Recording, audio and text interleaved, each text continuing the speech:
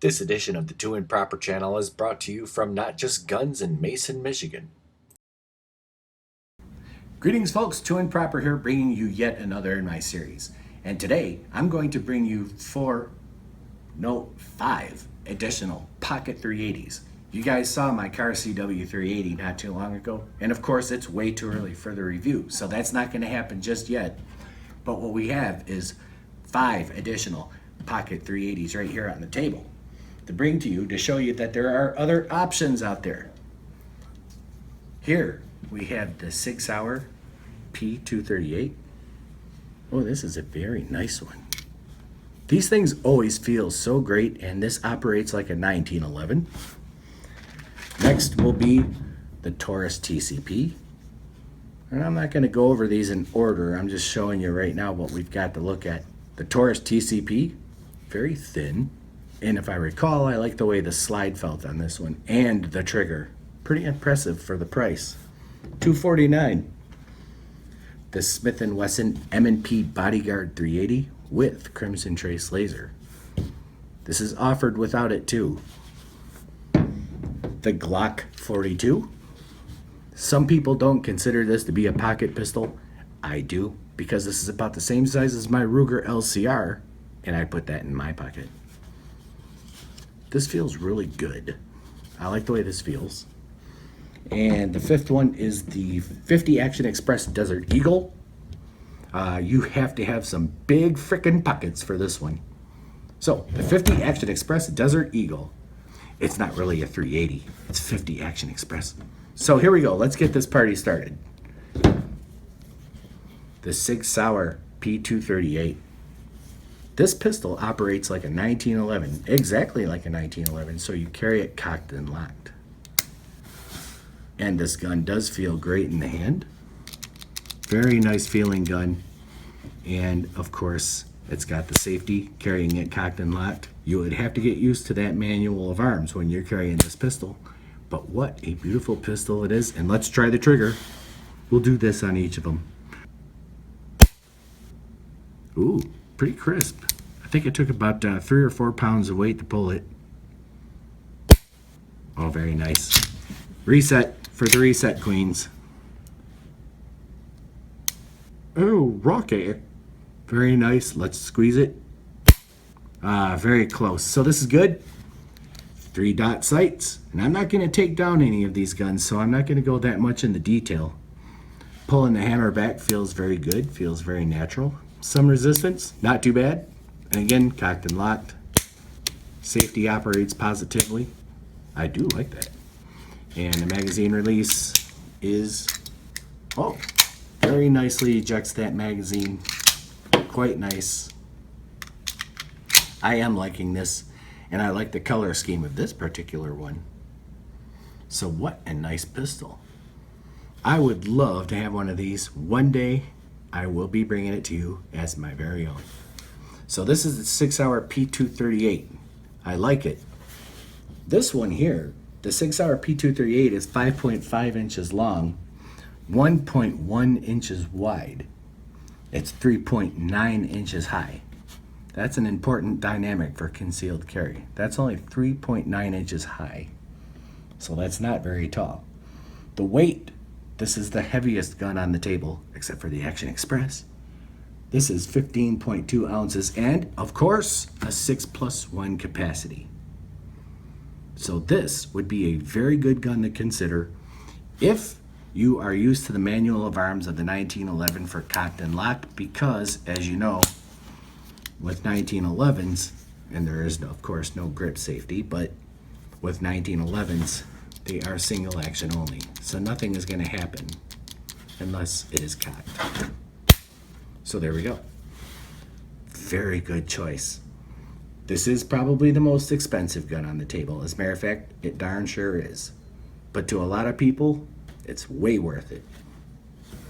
So the next one, let's get into the Smith & Wesson M&P Bodyguard 380 with the Crimson Trace laser. Wow, what a feature. And that could actually prove to be useful. You know, because it places your round right where the laser is, or at least it's supposed to. Now, what I like about the M&P Bodyguard is it's just like the other M&P pistols. It's got the fish scale type serrations right here, which, of course, really make it easy to rack the gun. So, and I like the way this gun racks. How very nice. And, of course, it's just got a dovetail and front sight notch, so it's not really a dot sight. So you can establish a very good sight picture from that. That's very nice. This one does not have a safety. There's no safety on this particular pistol. It's a double action trigger, but it's hammer fired. And here you've got some resistance. It is smooth. It draws back here and, oh, the release. That's pretty good. Now the reset comes all the way out here. Okay. And all right, so it's a pretty good trigger.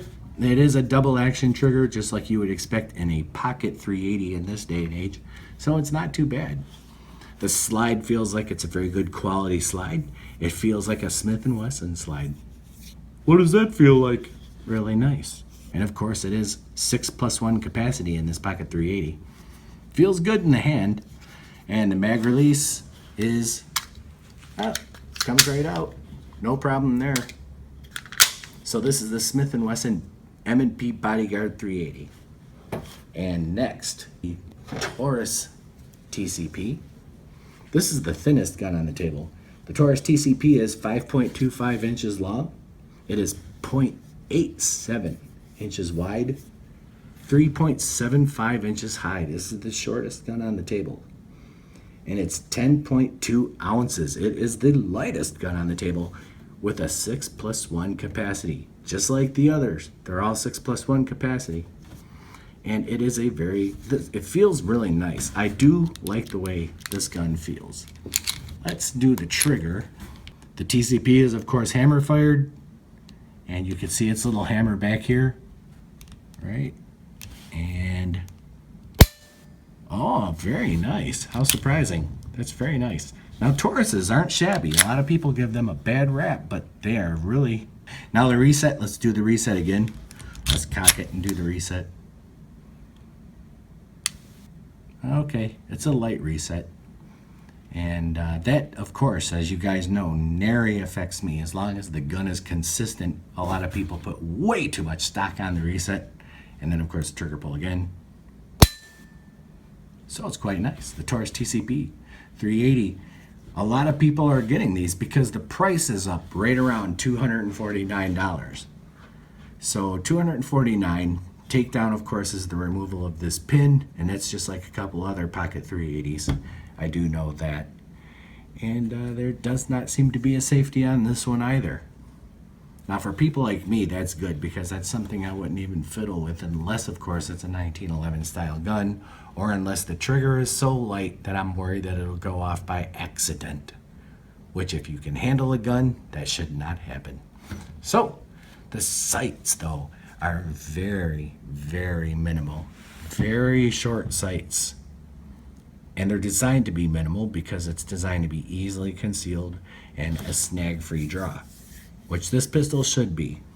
Again, this is 0.87 inches wide. That is not very wide. This would be a very easy concealer. You could almost keep it under your hat. So that's it, the Taurus TCP.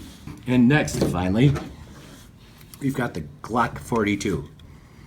Again, not a lot of people are going to consider this to be a pocket pistol. Some do, some don't.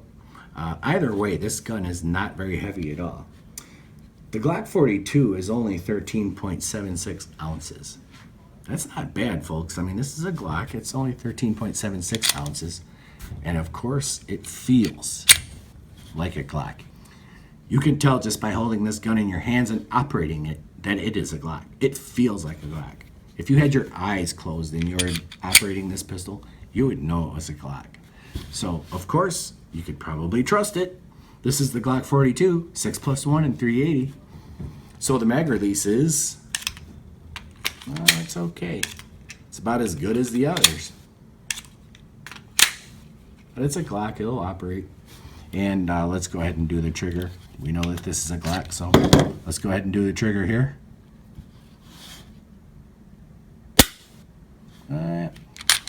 about as heavy as my Glock 19. And the reset, and you know it's probably gonna shout click when you let it go, so let's try this out here. Of course, that is a Glock reset, and man, wow, I do kind of like this. Typical Glock. So of course this is 380. We had to wait a long time before a 380 Glock came out in the United States. They were available in Europe, but they have different rules over there. The import rules forbid 380 for a long time, so I don't know what Glock had to do to get 380 out in the United States, but this is it right here, the Glock 42. The Glock 42 is 5.94 inches long. It is 0.94 inches wide, so it's not even a full inch wide here. That's pretty good. It is 4.13 inches high. That's not too high.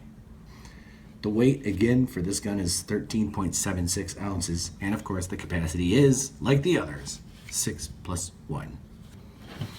Now, if you're gonna ask me which pistol I would get of all of these here on the table today as my pocket pistol, which one would I choose if someone were to give it to me or whatnot? I would choose the Desert Eagle. I guess I would choose the Sig Sauer P238. Now the reason I would choose this is very simple. If you've ever held one of these in your hands, if you've ever just pulled the trigger or even just operated a Sig Sauer pistol, yes, they're expensive pistols, Sig Sauers, but you know where your money is going just by operating one of these. And I'm not one of those gun snobs, you guys know that. But to even just hold this gun in your hand and operate it, you know exactly where your money is going. This is a fine pistol. I really like the Sig Sauer P238s. I would really love a Sig Sauer P938, but I would really like one of these. Someday I will have it. And if I didn't get the Sig P238, my next choice would be the Taurus TCP. Now, the reason my second choice would be the Taurus TCP is because of how smooth the trigger is and that the gun really does feel good in your hands. And it's a very light gun. Chances are, if you're getting a pocket 380, you're getting it because it's a light gun, you're getting it because you don't want to pack heavy, and you're getting it because you want something that's not going to stick out and blow your conceal. So the Taurus TCP would be just such a gun. Very smooth, and again, this is the thinnest gun on the table at 0.87 inches wide. It's not even 0.9 inches, it's 0.87, so that's very thin. And it operates very smoothly. I'm very impressed. I like the way this gun operates more than my car CW380. It's very smooth, very nice. And the trigger is quite smooth. I mean, it's no problem. That would be my inexpensive gun choice.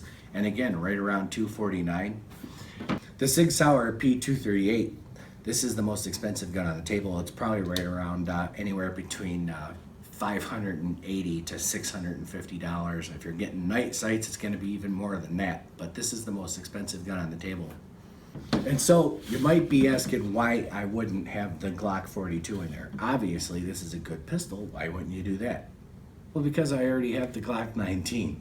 I think there's only so many Glocks you can have. Someday I'm gonna get a Glock 30, but that's because it's 45 ACP and it's a bigger pistol. For 380 automatic, I don't think that I would choose a Glock for that. It's a good gun for it. I mean, certainly if somebody wants to give me one of these, you know, I'll get you my address. I certainly want one. But to pay money for it and stuff, I don't think that I would do that. I already have a Glock. And the M&P Bodyguard, it's pretty good, but it just really doesn't stand out in my mind that much. So I'm not that excited about this pistol. So these would be my two choices, number 1 and number 2, if I had to rank them.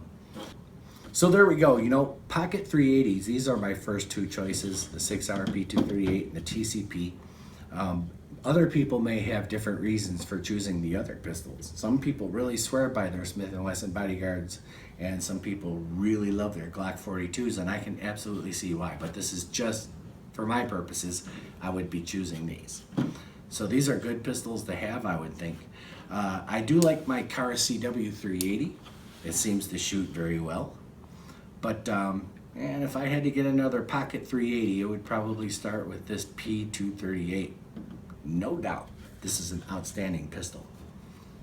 Now the Desert Eagle, okay, now, well, this is a little heavy in the pocket, you know. It's, as a matter of fact, it's kind of huge in the pocket, and I tried carrying it, and my pants kept falling down. And then I was getting followed around by the wrong people, so, you know, I don't want this thing anymore. So anyway, this is it. I'm too improper. My email address is scrolling across the bottom of the screen as we speak right now. That's tooimproper@gmail.com. Write, and I will answer you, provided you are being polite about what you're saying, and if I have the time. Thanks for watching, folks. God bless America, and keep on protecting your families and yourselves. I can't imagine the person who wouldn't. It's always the right thing to do.